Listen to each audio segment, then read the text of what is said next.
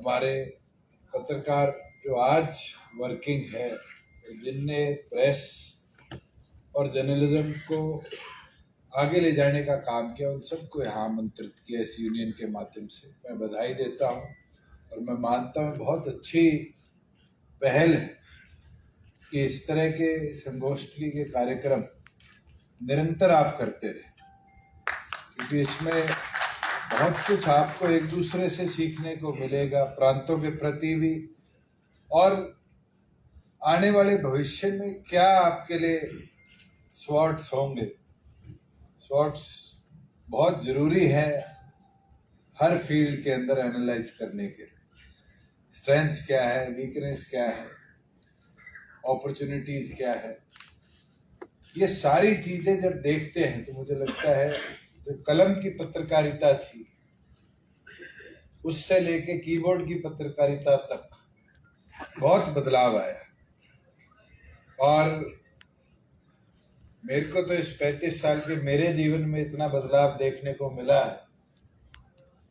मैं एक दिन तक्षक जी से पूछ रहा था, जब आप चौधरी देवीलाल जी के साथ पूरा देश घूमे तो बता रहे थे कि हमें फोटो खींचनी पड़ती थी, फिर रील काटनी पड़ती थी, एक डब्बे में डाल के भिजवानी पड़ती थी, और वो भी 1.5 दिन 2 दिन बाद पहुंचती, फिर अगले दिन छपती। इतना बड़ा टास्क उस समय पत्रकारिता का था। और आज उसके विपरीत सबके पास स्मार्टफोन है। 1 मिनट लगता है फोटो खींचो, चाहे वो फेसबुक पे डालना है, एक्स पे डालना है, अपने अखबार के, न्यूज चैनल के वेब पोर्टल पे डालना है। सुविधा आ गई, तकनीक आ गई है, मगर एक चैलेंज भी आ गया है कि कौन पहले। और उस कौन पहले के चैलेंज में कई बार जो एथिक्स ऑफ जर्नलिज्म है उसको भी हम भूल जाते हैं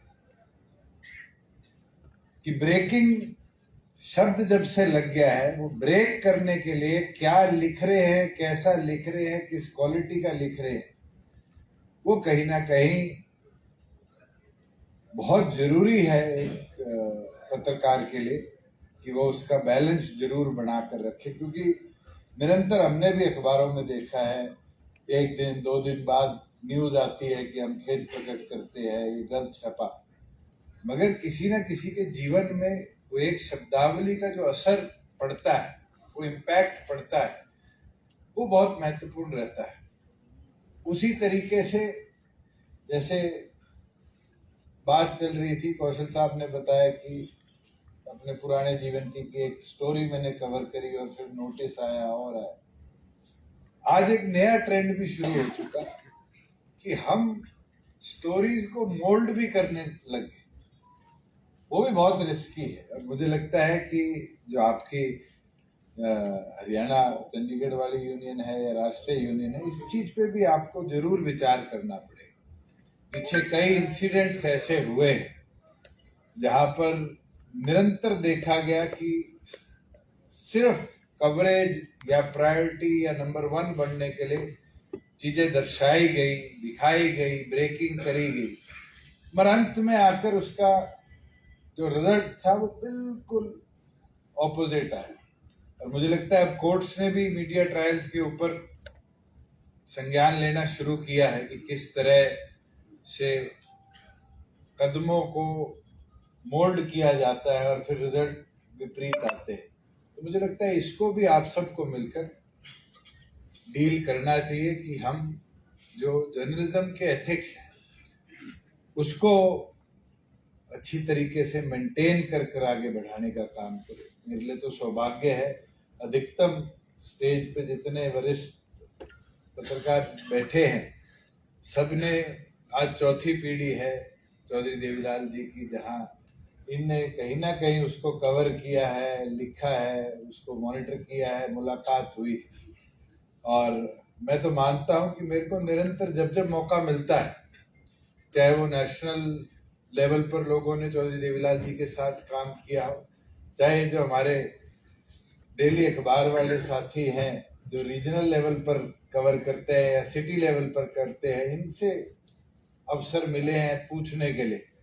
मेरे को लगता है चाहे यादराम जी हो, सोना चौधरी देवीलाल जी गए, रुके, सबसे पहले मेरे ख्याल से इनकी कलमों से वो स्टोरियां आई। तो ये छोटी छोटी चीजें हैं जो हमें फील्ड से सीखने को भी मिलती है कि चौधरी देवीलाल जी का जीवन कैसा था, और मैं मानता हूं कि उससे हमें भी अपने आप को इम्प्रूव करने का मौका मिलता है। एक किस्सा मानिक साहब ने बाल साहब वाला बताया, जेल वाला, मैं उसको थोड़ा सा और आगे लेके जाऊं कि अभी पिछले दिनों मेरे को चंद्रबाबू नायडू जी के बेटे मिले, लोकेश जी, और चंद्रबाबू नायडू जी को आज जेल में रखा गया है, और एक ऐसी चीज में जिसकी इन्वेस्टिगेशन अभी ऑन गोइंग। तो जब वो फैक्ट्स बता रहे थे, दर्शा रहे थे, तो ऐसा ही किस्सा उनने मेरे को बताया कि when my father was CM he built a jail, today he is inside। तो मैं ये बोलता हूँ कि मैं जेल विभाग नहीं लूंगा, ना जेल बनाऊंगा, क्योंकि आज के दिन पॉलिटिकल राइवलरीज और जिस तरह के हालात लग रहे हैं, मुझे लगता है आप वाला किस्सा कितने अरसे का होगा और आज एक किस्सा आ गया, और आने वाले भविष्य में कितने ऐसे किस्से आपको लिखने को मिलेंगे, हमें सुनने को मिलेंगे, तो भगवान जानता है। मगर ऑन द लाइटर नोट मैं एक चीज जरूर कहूंगा कि आने वाला भविष्य आपके लिए बहुत चैलेंजेबल है। जैसे अभी कार्तिकेय जी ने कहा कि आर्टिफिशियल इंटेलिजेंस, और धीरे धीरे हम देख रहे हैं। एक दिन कई अधिकारी बैठे थे और बैठे बैठे मैं और सीएम साहब चर्चा कर रहे थे चैट जीपीटी, और हमने एक बार वैसे ही एक अधिकारी को कहा कि एक पत्र लिखिए माननीय प्रधानमंत्री जी के नाम, जिसका विषय ये होना चाहिए। उस अधिकारी ने 3 लाइन लिखी और 2 पेज का एक पेपर प्रिंट आउट करके हमारे हाथ में दे दिया, और वहाँ सीनियर लेवल के जो एसीएस रैंक के ऑफिसर्स थे, हमने 2 को कॉपी दी और कहा गलती ढूंढो, तो ये जवाब आया जी हमारे से अच्छी ड्राफ्टिंग। तो मुझे लगता है आप लोगों के लिए भी ये चैलेंज रहेगा कि ये ऑटोमेटेड ड्राफ्टिंग्स आ जाएंगी, ऑटोमेटेड आर्टिकल्स आ जाएंगे, मगर जो क्रक्स था, जो एक अपनापन था, एक सोच थी, एक पत्रकार का विजन एक खबर में डलता था, वो मिसिंग हो जाएगा। उसको मेंटेन रखना बहुत जरूरी है। और कई बार देखने को मिला है कि रीसेंट न्यूज आर्टिकल्स जो आते हैं वो एक स्टैटिक न्यूज के तौर पे छपते हैं। जैसे हमारे ऑफिस से अगर दीप कमल धर्मपाल कोई एक न्यूज भेजता है, मुझे लगता है कि बहुत रेयरली ये होगा कि उसमें 2 लाइनें ऊपर नीचे करी गई होंगी, या छोटा मोटा काटा पीटी करी होगी, या नई शब्दावली का इस्तेमाल हो। सबसे जरूरी मुझे लगता है, हम भाषण देते हैं और करते हैं, अपनापन, एक जो टच है वो हम पत्रकारिता में मिस होता देख रहे हैं, और उसको लाना सर्वाइवल के तौर पर बहुत जरूरी है। क्योंकि आप लोगों की कलम, आप लोगों के शब्दों का इस्तेमाल, मुझे लगता है एक रीडर के दिमाग पर बहुत बड़ा मैसेज छोड़ता है, और वो जरूरी है कि हम आने वाले भविष्य की जनरेशन को ट्रांसफर करके जाए। जैसे अभी रेड्डी जी बोल रहे थे साउथ की बात की, किस तरह वो सीमेंट फैक्ट्री के अंदर पत्रकार ने स्टोरी लिखी और उसका मर्डर हो गया। मुझे लगता है northern India is still on the safer side. We don't see these incidents. I have in my last 10 years of active political career seen 1 or 2 incidents I think in Haryana, और similar एक हमारे शायद वो राजेश क्रांति जी थे, उन पे attack हुआ था, और एक दादरी के पत्रकार थे जिन पे आपके ओवरलोडिंग के वालों ने ट्रक चढ़ाया था। मगर ऐसे इंसिडेंट्स हमारे यहाँ नहीं देखने को मिलते, मगर आपके वहाँ ये इंसिडेंट्स इसलिए भी हैं बिकॉज पत्रकारिता बोल्ड है।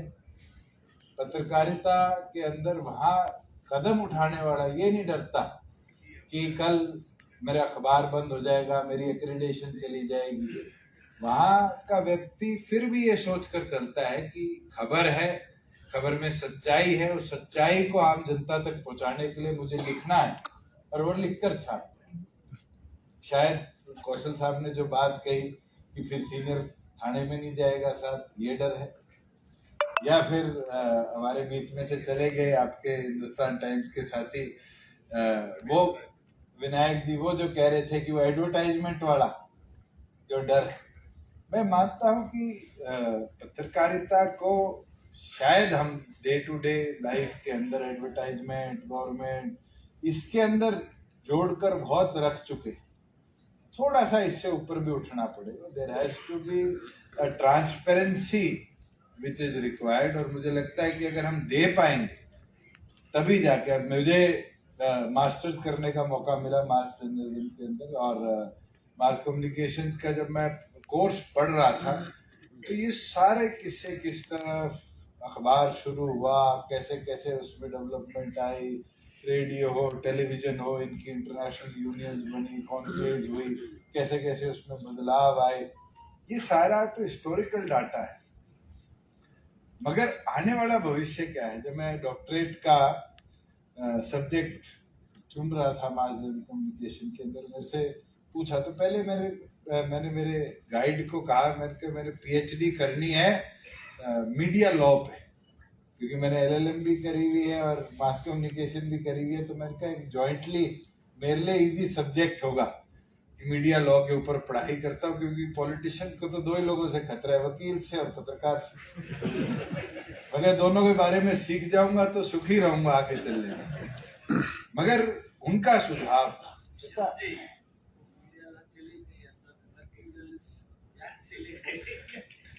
तो फिर मेरे गाइड का सुझाव था, कहते कि आने वाले भविष्य पे काम करो। और मैं कहा आने वाले भविष्य पे क्या करूं? तो जो टॉपिक आप सब ने इनडायरेक्टली छुआ, उन्हें कहा कि आप पॉलिटिशियन हो और आप impact of social media on Indian politics के ऊपर चर्चा करो। और जब मैं इस सब्जेक्ट के बारे में सोचने लगा तो सच्ची मुझे याद है 2010 में मैंने डॉक्टर अजय सिंह चौटाला जी का फेसबुक अकाउंट खोला, और जब मेरे को डॉक्टर साहब ने पूछा कि इससे क्या हो जाएगा, मैंने कहा कि आपकी जो खबर राम सिंह जी अखबारों में भेजते हैं वो मैं इस पे भी डालना शुरू कर दूं। और हमने धीरे धीरे धीरे धीरे सोशल मीडिया पे पार्टी की एक्टिविटी डालनी शुरू करी। मैं अमेरिका से आया हुआ था और ये इम्पैक्ट देखना शुरू, और मैं मानता हूं कि 2014 के चुनाव के अंदर नेशनल इलेक्शंस में जो रोल सोशल मीडिया ने प्ले किया, मुझे लगता है कि इंडियन इलेक्ट्रॉनिक मीडिया भी, प्रिंट मीडिया भी वो रोल प्ले नहीं करता। 19 के अंदर ये और ज्यादा उभरा, और मुझे नहीं पता कि 24 में क्या होगा या 29 में क्या होगा, मगर इसका इम्पैक्ट जो फ्यूचर पॉलिटिक्स पे है वो बहुत महत्वपूर्ण रहेगा। और मुझे लगता है इसमें आपकी एक्टिविटी भी जो है सबकी, उसकी भी महत्वपूर्णता बढ़ेगी, मगर उसको क्वालिटेटिव मेजरमेंट करनी बहुत जरूरी है कि हम उसको कैसे क्वालिटी उसकी बनाकर रखेंगे। मैं अभी भाटिया जी ऊपर आया, जब मैं कह रहा था, मैं कही हमारा अखबार है सिरसा का कार्तिकेय जी को, जो अगले दिन की खबर पिछले दिन संध्या में पढ़ा देता है। वो बहुत इंटरेक्टिव चीज है। हमारी स्टेट में 3-4 शहर ही है जिसमें मल्टीपल इवनिंग न्यूज़पेपर आते हैं। मैं सांसद बन के गया, ऊपर जी शायद उस समय हिसार के प्रधान थे यूनियन के, और ये मेरे को अपने ऑफिस में ले गए और ले जाते ही दिखाया, कहते हमारे पास तो कुछ व्यवस्था नहीं। और मैंने फिर इनको, मेरे 5 लाख की ग्रांट थी जो सबसे पहले देने का काम किया था कि आप अपना प्रेस क्लब इम्प्रूव तो करो, अपनी प्रेस की बैठने की व्यवस्था तो बनाओ। मैं सिरसा गया, सिरसा का हमारा प्रेस क्लब था, उसकी हमने व्यवस्था बनाई, और उस व्यवस्था के अंदर मेरे ख्याल से आज वहाँ कंप्यूटर्स भी है, वहाँ इंटरनेट भी है, बैठने की व्यवस्था भी है। और मैं तो चाहूंगा धीरे धीरे धीरे धीरे जहां जहां आपकी यूनियन के लोग हैं वहां एक जगह, कई जगह मैंने देखा है किराए पे भी ले रखी है, कई जगह रोहतक में मैं पिछले दिनों जाके आया, वहां किराए पे उनने एक रूम ले रखा है जहाँ 4 टीवी लगा रखे, अखबार आते हैं। क्योंकि आप लोग भी अब इकट्ठा बैठना कम कर गए। प्रेस कॉन्फ्रेंसेज में तो आप लोग सारे इकट्ठे बैठ जाते हुए, मुझे लगता है कि ये जो वर्ग है इसका दिन में चाहे आधा घंटा एक कमरे में बैठना हो जाए तो आपको कितने अलग तरह की स्टोरीज और व्यू पॉइंट्स एक कलेक्टिव रूम में मिल जाते हैं, और ये बहुत जरूरी है। हम तो प्रयास कर ही रहे हैं डीपीआर डिपार्टमेंट की तरफ से निरंतर। हमारे जो जिले लेवल पर आपकी यूनियन है उनको सहयोग भी मिलता रहता है। पिछले दिनों मेरे पास बराड़ साहब जब इनविटेशन देने आए तो बातों में मैंने कहा आज तो शायद आप वाला एजेंडा भी आ सकता है कि 10 से 11,000 हो जाए। तो इन्हें बताया कि पंजाब में 12.5 है और राजस्थान में उससे थोड़ी ज्यादा है। तो मैंने कहा फिर कहते हमारी उतनी हो जाएगी तो मुझे लगता है पत्रकारों में होगा। और कैबिनेट ने कलेक्टिव 1 मिनट में हाँ भरी और आपकी जो पेंशन थी 10,000 से हमने 15,000 4-5 इश्यूज और मेरे संज्ञान में आए हैं आज, इनको भी हम कलेक्टिव तौर पर डिस्कस कर इनके ऊपर भी। और ये जो हेल्थ कार्ड वाला है इसको तो हम प्रायोरिटी पे मैं भी टेकअप करूंगा, मेरे संज्ञान में नहीं था कि जल्द से जल्द हो जाए। जहाँ बात रेलवेज वाली थी मैं भी अश्विनी वैष्णव जी से करूंगा, कार्तिकेय जी हमारे राज्यसभा में बैठे ही हैं। और टोल वाली बात थी, मैं खुशी के साथ कह सकता हूँ हरियाणा सरकार आप पे कोई टोल नहीं लगाती, केंद्र सरकार लगाती है। और केंद्र के अंदर इसमें सहमति देनी मेरे लेवल का काम नहीं है, क्योंकि ये एक ऐसा पंडोरा बॉक्स है कि एक के लिए खोल दिया तो फिर जितनी यूनियन है, लेबर यूनियन हो और यूनियन हो, ये सारी सरकार के पीछे पड़ जाएगी क्योंकि उनको दे दिया हमें क्यों नहीं। मगर ये इशू है, मैं तो चाहूंगा कार्तिकेय जी कभी 0 आवर में मौका मिले एटलीस्ट एज अ जर्नलिस्ट आपकी बात को हाउस में जरूर उठाए और ये बात रखे। दूसरा क्योंकि मैंने हमेशा प्रयास किया है कि जितनी हमारी यूनियन है, जितने हमारे ऐसे संस्थान हैं, उनको आगे बढ़ाने में भी हम थोड़ा बहुत सरकार की तरफ से सहयोग देते रहे। और मैं मेरी डिस्क्रिप्शन की जो ग्रांट है उससे 11 लाख रुपए आपकी तो कार्तिकेय जी ने अनाउंस नहीं किया। मैं तो चाहूंगा पत्रकारिता छोड़ के कार्तिकेय जी 5 लाख रुपए निजी तरफ से दे रहे हैं। मैं तो चाहूंगा कि इससे आप कुछ ऐसा चंडीगढ़ या पंचकुला में बनाए, मीडिया सेंटर को ही बनाए ऐसा कि जिससे एटलीस्ट ये जो आज इस कमरे में पत्रकार साथी बैठे हैं उनके पास एक ठिकाना हो जाए कि वो जब भी पंचकुला आए तो यहाँ उनको ये जगह मिले। दूसरी चीज जहाँ आपने बात कही हाउसिंग की, ये मेरी पीछे भी सीएम साहब से डिस्कशन हो गई थी। हमने एचएसवीपी में 20 ऐसे प्लॉट्स डेजिग्नेट कर दिए हैं जो अब आने वाले दिनों के अंदर हम अलॉट करेंगे अलग अलग वर्गों को, वकीलों को भी, पत्रकारों को भी, जजेस को भी, अधिकारियों को भी।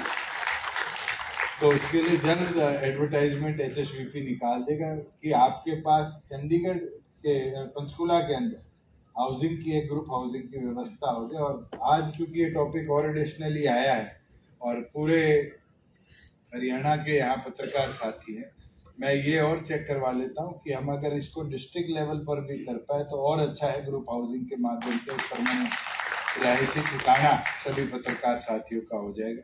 दोबारा आप सबका मैं आभार प्रकट करता हूँ, धन्यवाद करता हूँ और यही उम्मीद करूंगा कि आप पत्रकारिता को साफ ईमानदारी के साथ आगे बढ़ाने का निरंतर काम करेंगे। बहुत बहुत धन्यवाद।